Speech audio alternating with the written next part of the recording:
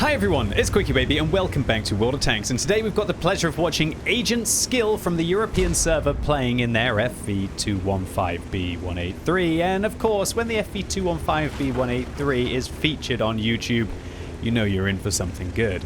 This is the joint biggest gun on any tank in the game, which hits harder than any other round that's inside World of Tanks. I guess if we're being pedantic, we could say that something like a T92 has the biggest caliber gun in the game, but as you all know, with the artillery nerfs, that vehicle no longer has the highest alpha damage, and look no further than the FV215b183 and its brother the FV4005 for absolute high alpha damage carnage. 1,750 damage on the premium rounds on this tank that will cost you 8,000 credits a shot, but you do get 230mm of HE pen, and of course, if they don't pen, they still do a whopping amount of damage. Now, this tank would actually probably be pretty okay if it was just only used with armor-piercing rounds.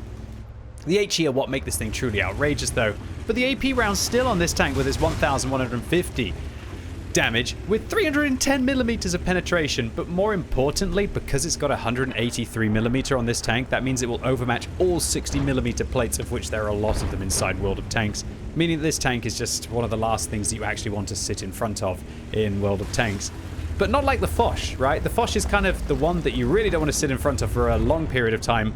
This is, I guess, the one that you don't really want to get caught out by in any scenario of World of Tanks.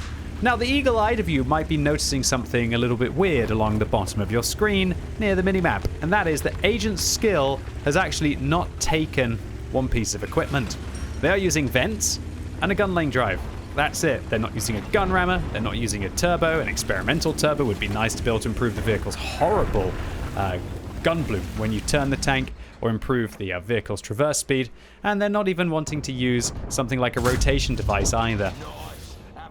Well, as Vinnie Jones says, you don't really need any of those fancy things if you just got a whopping amount of alpha damage and your shell flies towards the center of the reticle, with AgentSKILL starting the battle with 1,668, and all of the chuckles will be happening, right? That's why people play this tank, I guess, for those one-shot chuckles. You just hit one shot and you feel like you've had a good game. Hit two shots, you've had a good game. Hit three shots, you've had a really good game. And ladies and gents, I can tell you, there are going to be more than 3 shots in this game. Done in, Vinny says. 1,950 damage. That is a high roll. That is like plus 15% on this gun. This gun could actually hit up to over 2,000 damage if you do get a very meaty roll, like 2,100 and something on this gun. Absolutely outrageous. And this is just the dream right now for AgentSKILL. The Char just stopping in front. Oh, hello E50. Yeah, goodbye E50.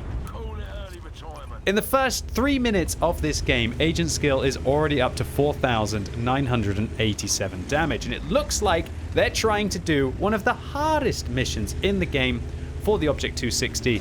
It is TD15, where you have to deal 8,000 damage to your opponents and get 6 kills. Unfortunately, these rounds, I think AgentSKILL should probably intuition switch out here, because this shell is really not going to do very much to a T95, and I think the AP shell would probably be better in this scenario.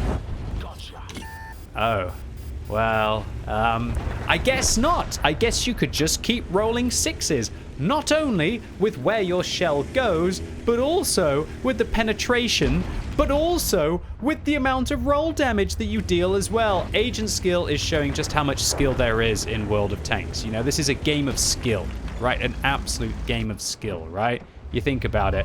We're rolling RNG for where our shot goes. We're rolling RNG for whether we pen the target. And then we're rolling RNG as to whether we roll for enough damage to be able to take the target out as well. And that's excluding fires and ammo racks. Yeah, a game of skill that we play. But look, what better than AgentSKILL here to be able to triumph in this game of skill, right? So, the FV215b183 is definitely the tank you want to be playing when you're running hot. It doesn't look like anyone's running more hot than AgentSKILL here. So puts one into the back of the IS-7 as well. To be fair, that IS-7, that's not an anonymized name. They are called Dumber. Well, I don't know where dumb is to go with your dumber here. Probably they're going to come around the corner in a second as well. 5 minutes into this battle, AgentSKILL is now up to 8,400 damage. That would be a damage record for many players and enough to be able to do TD15 Triumph. However, to be able to do this mission with honors, AgentSKILL is going to have to get 2 more kills and also win the battle by capping the base or destroying all of the enemy tanks. This game is just absolutely bonkers. Can you believe that AgentSKILL has managed to do 8,000 damage without taking any damage, pick up 4 kills, and yet the enemy team is still up by 2,000 hit points. Luckily, they've got the Drakon on their team, in the Leopard as well, who is still sitting healthy at probably about 2/3 of their remaining hit points. And it looks like the enemies have stopped just driving in front of AgentSKILL, at least momentarily. And this is where I guess I'm just never really patient enough in this vehicle. I think this tank is all about those ambush shots. So while we're waiting for the next victim to drive in front of AgentSKILL, let's just talk about their build here. They're using a premium med, premium repair, premium fire extinguisher, no putting in T, which will improve the accuracy by 5% on this tank, the aim time by 5% on this tank, as well as all of the other aspects by 5%. But they're also not using like an aiming device on this vehicle, which is one of the tank's worst aspects with 0.4 accuracy, meaning that all of these shots are literally just rolling the dice to see whether they actually even hit the target, let alone whether they go in. It's really hard to decide what will be the best all-round build for an FV215b183. It's not super slow like the FV4005, or at least it doesn't feel that way, because it's more of a heavy tank rather than a glass cannon opportunist vehicle. This tank is something that can take a hit. It has got 152mm of frontal hull armor, 254 on the turret. It's definitely not got the best armor, but it can pull off a ricochet, with AgentSKILL here bouncing 750 damage from the T95 that they managed to finish off. Whereas on an FV405 with that barn on top of the vehicle, yeah, it's not going to be good news whenever you take a hit. And so the fact that AgentSKILL here is using a Bond gun laying drive to improve the aim time of this vehicle by 13.5% instead of actually trying to focus on maybe the accuracy of the tank or even the gun handling of the tank, it's kind of baffling. But I think what you realize about the FV215b183 is that sometimes it's about what just drives in front of you, right? And AgentSKILL is mind controlling the enemy team. Maybe he's slipped some money through PayPal to all of these actors on the enemy team. Well, you're gonna have to keep putting money into the slot machine, mate, as hopefully more and more vehicles are going to drive out in front of the Death Star, the last thing that you want to. The last thing that you see. Is that a moon? No, it's 183mm that's just sent me back to the garage, right? Okay, so things have calmed down a little bit. Quite ironic considering the clan that these two players are in. With the Batchat 25T AP looking for the Rinoceronte and AgentSKILL communicating to them that they have the shot ready on this ridgeline, expecting the Rinoceronte to be in the bush. Not only does AgentSKILL have to worry about the tanks on the enemy team, but also a self-propelled gun that was last spotted right in the center that could probably be able to get shots through, especially when you're on this side of kind of like this monastery or this abbey towards the center of this map. But oh wait, M60's coming around the corner, and luckily AgentSKILL is in a position where they're not going to get proxy spotted. This M60 can the Drakon bait them round the corner? Oh yes they can. Mistakes were made, and that almost a one-shot of the M60 with the 1-2 punch from the clan now means that AgentSKILL is over 10,000 damage. But now a Kunzepanzer comes around the corner while AgentSKILL is reloading. Looks like the Drakon puts an HE shell into the side of the Kunzepanzer. There is an artillery in the front.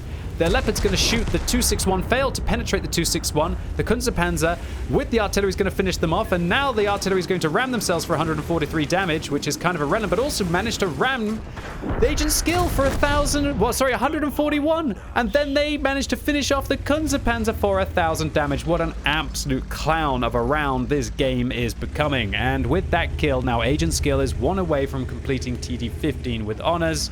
Are they trying to do some kind of funky mission? That one's a pretty tricky one to do. Damage 40 types of vehicles, that's not really going to be the focus here. But now, AgentSKILL, who just momentarily, a few minutes ago, was saying, wait for draw, is now actually changing things altogether. This center of the map is becoming a graveyard for the enemy team. It's more like a horror game here, right? You're going up a hill, you're going through the graveyard, you're going through that slope, and then suddenly there's some kind of big bad boss that's waiting for you, right? Well, it looks like the big bad boss here is AgentSKILL. However, we're still with 2 vehicles left on the enemy team, and the FV4005 with a frag to their name. Even though one of them is called Sleeping Forest, doesn't look like they're sleeping very much as they've made their way towards the middle of this map. Now hunting down the Batchat. The Batchat down to 604 hit points. That means they're going to be able to take a shot or two from the Rinoceronte. AgentSKILL calls out to wait and slowly lumbers their cumbersome tank that I bet they were wishing they were taking an experimental turbo on into position to try and clutch the Rinoceronte, but unfortunately, AgentSKILL takes damage. What is this? Something that hasn't happened much so far in this game, and that puts them down now below the armor-piercing threshold for the FV4005, or even to be a 2-shot for the Rinoceronte here. The Rinoceronte, using a durability device, has 1,844 hit points, or maybe they've just got increased hit points from the field mod there. I don't think they're using a durability device, actually. I think you'd have more in a Rinoceronte if you did. With the Batchat AP trying to make the flanking play now against the auto-reloading Italian Heavy, AgentSKILL quite rightly waits for their vision to reset and now makes their way across the north to see if they can be able to make a flanking play against the Italian Heavy tank. Okay, come on then, Rinoceronte.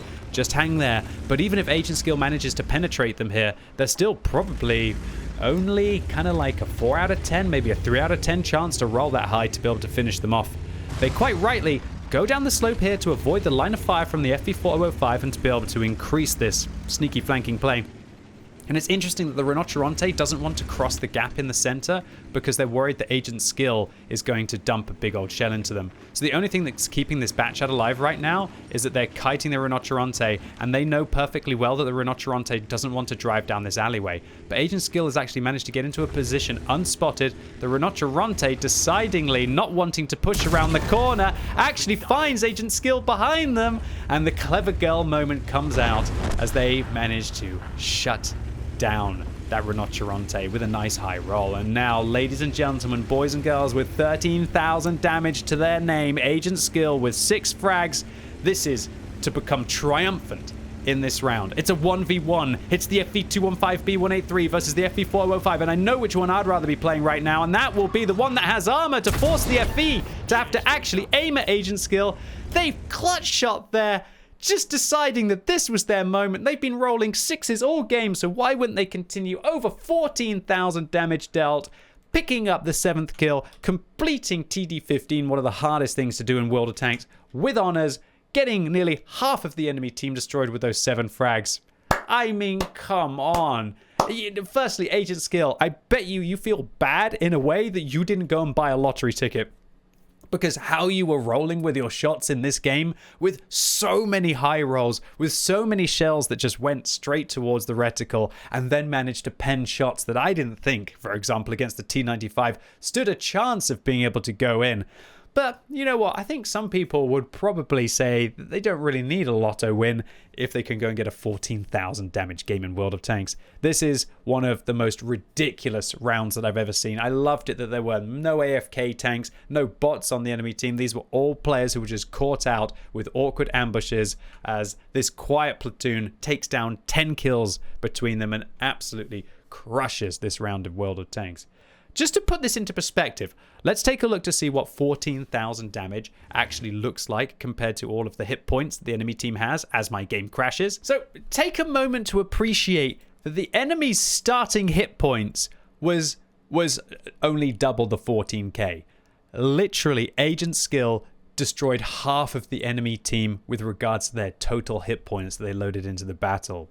Look, a high caliber is half of that. This was a double high caliber of World of Tanks. One of the most ridiculous things that I've seen in the history of this game. So what an unbelievable epic carry here. This was a high caliber for 14,000 damage. AgentSKILL did 7 times what anyone else on their team was able to achieve and literally did more damage than the rest of their team combined. This was a top gun for those 7 kills and a tank sniper for dealing a lot of damage at long range. And AgentSKILL wasn't using a premium account but still managed to make 42,000 credits profit here because they only fired 10 shots to do that 14k. If that's not ruthless efficiency, I don't know what is. So, AgentSKILL, congratulations to you on one of the most ridiculous games of World of Tanks that I've ever seen. And thank you so much for uploading it onto the What Replays website for the community to enjoy. I know I thoroughly did, and I hope all of you out there enjoyed this video just as much. If you did, give it a thumbs up. If you hated it, give it a thumbs down. And if you're watching this video as it goes live on Monday, it's time for some new tokens so that you can get closer towards your Cromwell Berlin, Tiger 131, Britannia Panther, or the TOG, which I know if you buy, you'll make a lot of KV2s happy. So come and get your last few tokens. So really looking forward to seeing you all live right now. And as always, thank you so much for watching. You've been epic, and hopefully I'll see you soon.